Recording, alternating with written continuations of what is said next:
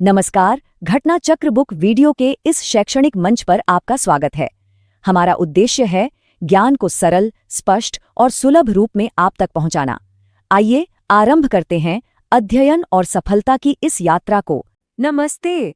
चलिए आज एक मजेदार सफर पर चलते हैं और दुनिया के कुछ मशहूर शहरों और देशों के उपनामों की दुनिया में झांकते हैं।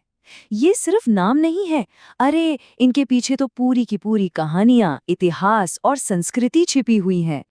तो सवाल ये उठता है कि आखिर किसी जगह को उसका निकनेम मिलता कैसे है?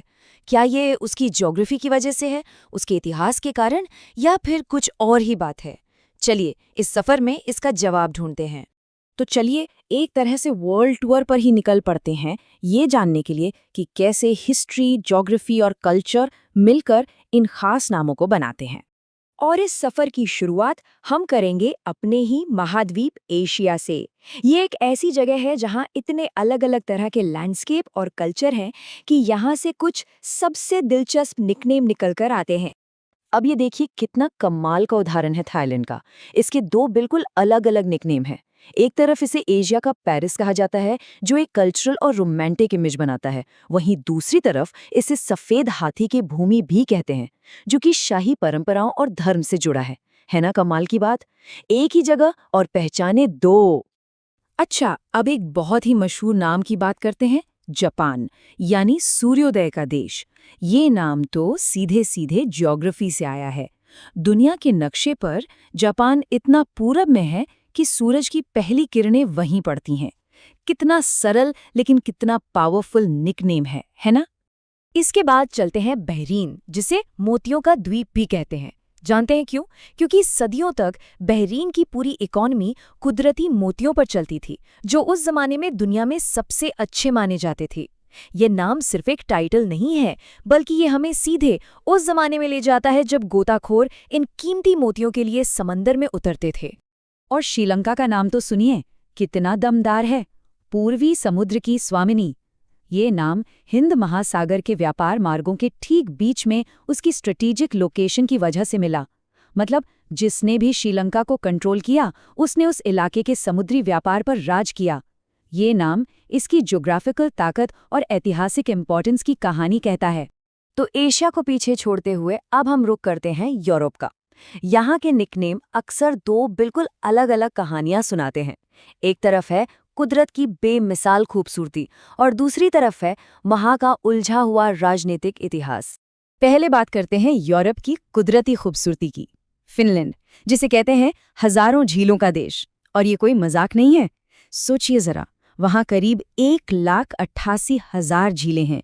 ये निकनेम तो सीधे सीधे इसकी जमीन से ही निकला है, जो उसकी शांत और पानी से भरी दुनिया के बारे में बताता है। लेकिन यूरोप का एक दूसरा चेहरा भी है, और वो है ये नाम, यूरोप का रोगी। ये एक बहुत ही गंभीर हिस्टोरिकल और पॉलिटिकल टर्म है जो तुर्की के लिए इस्तेमाल किया जाता था। ये 19वीं और 20वीं सदी की शुरुआत में ऑटोमन एम्पायर की गिरती हुई हालत को दिखाता है। तो इससे पता चलता है कि कैसे निकनेम किसी देश की मुश्किलों का भी प्रतीक बन सकते हैं। पर रुकिए, निकनेम हमेशा अपनी जमीन या इतिहास से ही नहीं आते। कभी कभी ये तुलना से भी आते हैं। अब जरा देखते हैं कि क्यों कुछ नए शहरों या देशों की तुलना अक्सर पुराने जाने माने इलाकों से की जाती है।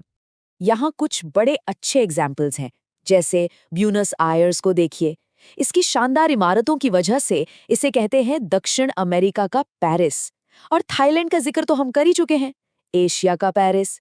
न्यूजीलैंड को उसके लैंडस्केप और कुछ कल्चरल सिमिलैरिटीज की वजह से दक्षिण का ब्रिटेन कहा जाता है। और सैन फ्रांसिस्को, उसे उसके मशहूर गोल्डन गेट ब्रिज की वजह से स्वर्ण द्वार का नगर कहते हैं। ये सारे नाम अपनी पहचान किसी दूसरी जगह से उधार लेते हैं। तो सवाल उठता है कि आखिर ये तुलना की क्यों जाती है? इसके पीछे कई वजह हैं। कभी कभी एक खास कल्चरल इमेज बनाने के लिए, जैसे पेरिस का नाम सुनते ही कला और रोमांस का ख्याल आता है। कभी कभी ये आर्किटेक्चर में समानता को दिखाने के लिए होता है, या फिर ये एक जैसी विरासत या कॉलोनियल जुड़ाव की तरफ इशारा कर सकता है, जैसे न्यूजीलैंड के मामले में। और हाँ, टूरिज्म और प्रेस्टीज के लिए तो ये एक जबरदस्त मार्केटिंग टूल है ही। तो इस पूरे सफर के बाद हम कहाँ पहुंचे? आखिर ये नाम हमें बताते क्या हैं? चलिए अब तक जो भी हमने जाना उसे एक साथ जोड़कर देखते हैं। हमने जापान के सूर्योदय के देश से लेकर तुर्की के यूरोप के रोगी तक कुल 10 अलग-अलग जगहों को देखा और हर नाम के पीछे एक अलग ही कहानी थी। और अगर इन सारी कहानियों को हम ध्यान से देखें ना, तो इन्हें 3 बड़ी कैटेगरीज में बांटा जा सकता है। कुछ नाम जो प्रकृति से मिले, जैसे फिनलैंड और जापान, कुछ इतिहास से, जैसे बहरीन और तुर्की, और कुछ तुलना से, जैसे ब्यूनस आयर्स और न्यूजीलैंड। इससे हमें इन नामों के पीछे की सोच को समझने में मदद मिलती है। और ये सब हमें एक बहुत ही खूबसूरत आइडिया पर लाकर छोड़ता है कि किसी भी जगह का निकनेम दरअसल दुनिया की सबसे छोटी कहानी होती है। ये बस कुछ शब्दों में उस जगह का पूरा सार बता देती है। तो अब सोचने वाली बात यह है कि अगर अपने शहर को कोई निकनेम देना हो तो वो क्या होगा और वो कौन सी कहानी सुनाएगा।